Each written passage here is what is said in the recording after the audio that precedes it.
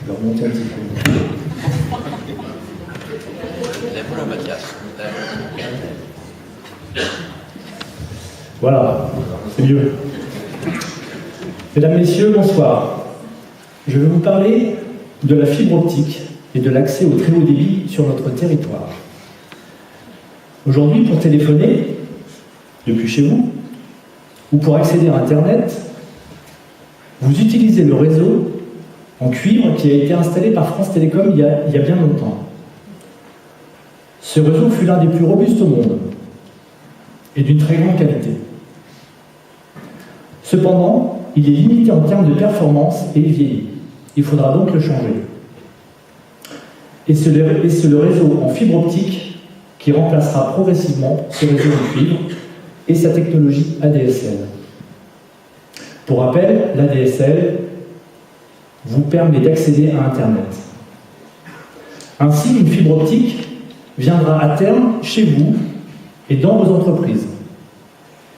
Il faut savoir que la fibre possède des caractéristiques de très haute performance sans comparaison avec le réseau cuivre. Dans un contexte de compétition entre les territoires, il est essentiel de disposer de cette fibre pour répondre aux besoins des entreprises et de la population.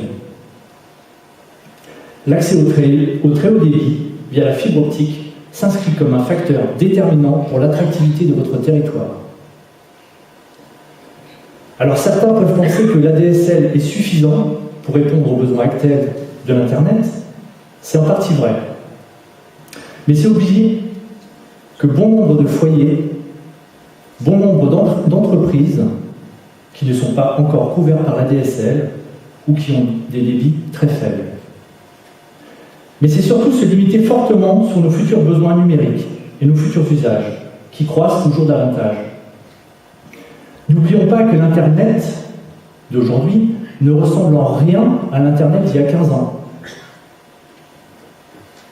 Où à l'époque, on accédait à une page très basique avec un modem qui faisait un petit bruit sourd. Je peux vous assurer que dans le futur proche, d'ici 15 ans, nous réserve une explosion en termes de besoins numériques et que la fibre deviendra indispensable pour accéder à Internet. Aujourd'hui, les opérateurs privés, les Orange, les Numérica, les SFR, qu'on entend un petit peu dans la presse en ce moment, n'ont pas émis le souhait d'investir sur notre territoire pour accorder la population fibre optique. Notre population est jugée non suffisamment rentable. Désolé. Par contre, des villes comparables comme Fougères, comme Vitré, ou même Morlaix, sont rentables pour ces opérateurs. Et donc, ils verront arriver la fibre. Ainsi, dans un monde purement libéral, la population de Dinan Communauté et une grande partie de ces entreprises seraient totalement privées de fibre optique. Dans un monde purement libéral, notre territoire resterait à la marge des futures révolutions technologiques qui nous attendent. Heureusement, les instances publiques ont lancé en 2011, en Bretagne, un plan d'accès au très haut débit pour que les Bretons puissent avoir tous la fibre d'ici 2030. Malheureusement, Dinan n'est pas inclus dans le premier périmètre de travaux. Pourtant, Dinan avait été identifié par la région comme faisant partie des villes prioritaires. Et c'est sa voisine, Lamballe, qui a été retenue et qui va bénéficier rapidement de ce coup d'accélérateur sur une grande partie de son territoire. Les élus de Dinan et de la communauté de communes n'ont pas su peser dans les décisions. Ils ont perdu une belle occasion de faire figurer Dinan dans les villes dynamiques et conscientes des futures révolutions numériques. Nous sommes en droit de se demander s'ils ont vraiment perçu l'enjeu que cela représente. Alors il va falloir désormais attendre 5, 10, voire 15 ans pour que la population et les entreprises dinanaises puissent bénéficier de cette fibre.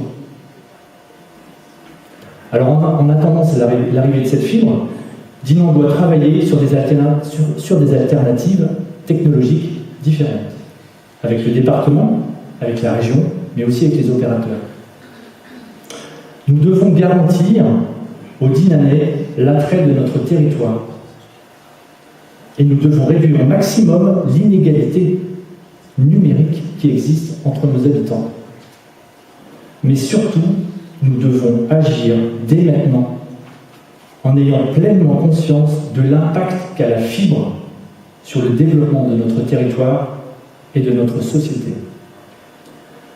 Alors hier soir au Jacobin, M. Le Chien disait qu'il avait mis de la fibre optique entre les bâtiments publics de la commune. Bon. Mais c'est totalement insuffisant. Il a oublié l'essentiel. Il vous a oublié, vous, habitants, et il a oublié les entreprises. C'est important que vous ayez une équipe qui soit consciente de ces enjeux et qui soit visionnaire pour l'avenir de votre commune. Avec Jean Gobert et son équipe, soyez assurés que l'évolution technologique, indispensable au développement de notre territoire, est au cœur de nos réflexions et sera au cœur de notre action. Merci.